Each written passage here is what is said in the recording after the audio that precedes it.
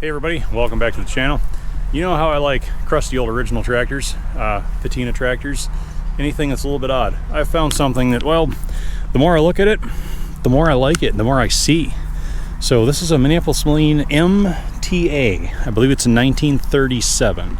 So we are just at the tail end of the old Twin City company, and we are just beginning the Minneapolis Moline run. So still has the old engine in it. You see the HC up at the top, Magneto Drive, Fairbanks Morse. But this one, it's an old survivor. Look at the old cracking lead paint. You can see the old TC from Twin City on the side of the fuel tank yet. It's got some yellow on it.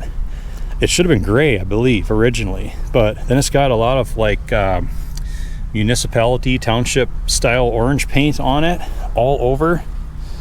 It's got, yeah, this really neat looking steel ring above the front wheels and the pedestal. There's the original gray I think that it should have had on the hand crank, sticks out the front. But interesting cutouts, and this is normal.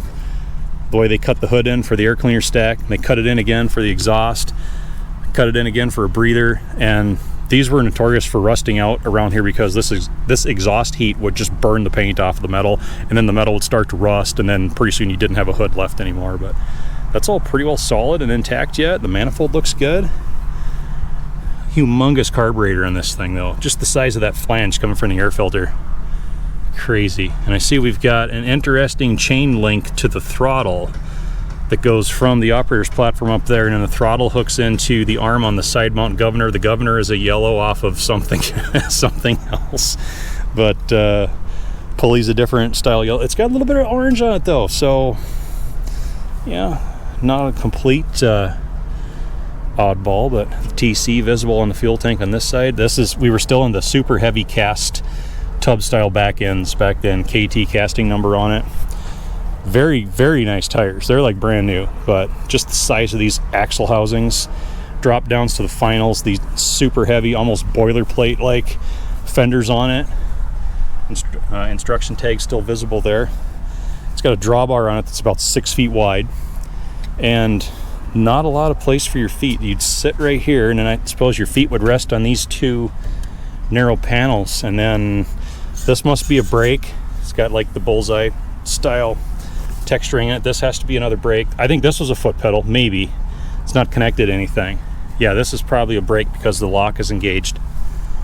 This would be the flip down lock for the other side. This has to be, no, it's got a hand clutch. Excuse me. So this would be the hand clutch, shifter right here. This then should be the engagement pedal for the early mechanical style rock shaft lift that was on the back, and then PTO sticks out here. Perfect amount of grease and grit and grime on it yet. I noticed another thing over here. We have the safety wire, we have the locking wire that goes through the bolt on the end of the wheel center. I don't know, people love to critique how you twist safety wire in the comment section, so I would love to get a grade on that job right there. It looks heavy duty enough, right? So, toolbox in place yet. And okay, we have no lock wire over here, but this is like an adjustable style hub that you'd usually find like on an implement wheel, like a plow. It looks like they got an old carriage bolt stuck through there. So maybe we're testing different retention methods. I don't know. Either way, it still has two wheels on it. But interesting thing that was pointed out to me, the steering. So the steering column goes down and it goes inside of the rear tub, and you can even see a little bit of a bump out here where the shaft would have come down. But then they must run it on like a worm gear setup, and it goes external again. So I don't know why they ran it in just to run it out, and then it runs up and then it comes forward into this exaggerated linkage all the way to the pedestal. Definitely a fence post catcher here, so you had to be careful if you were going down along a fence row with the left side of this tractor. But monster big fuel filter, oil filter on it, sorry. Water pump would be up in here.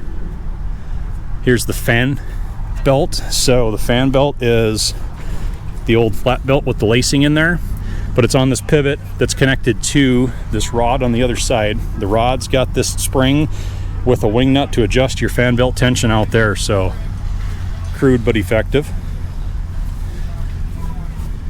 Oil pan down here. I believe that may be oil pump suction belt access, maybe. I think main clutch access would be in through here. Little spring-loaded plate on the cover.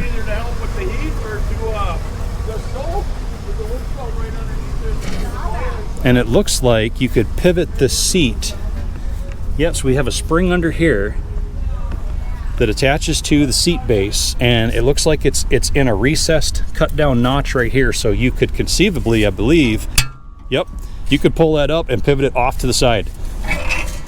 Sure enough. And you had a stand-up platform on the back of the tractor. Not sure I would have wanted that, but it's an option. Look at that. You have to appreciate the contact kill switch. Have to appreciate that. That's all I'm going to say. So, oh, this is just one of those patina tractors that the more I look at it, I think the more I love it. I would never do anything to it. I'd make sure it was mechanically sound, and we'd just run the heck out of it and just enjoy it all day long. Interesting tractor. I love all that lettering up there. Thanks for watching, everybody.